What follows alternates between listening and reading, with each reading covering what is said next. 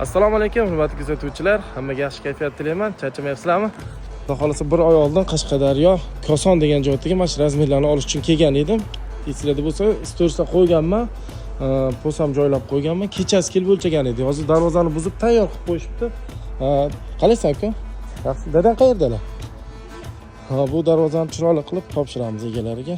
Qashqadaryoga safarimiz shu bilan yakunlanadi. Biz Jizzaxga Do'stlikka ketamiz. Do'stlikka darvozalarni Isuzu'dagi shopirimiz tushirib ketganlar. Innomarka fasondagi Kurtoy hozirgi kunda uncha-muncha joyga o'rnatilmagan darvozalar qo'yiladi.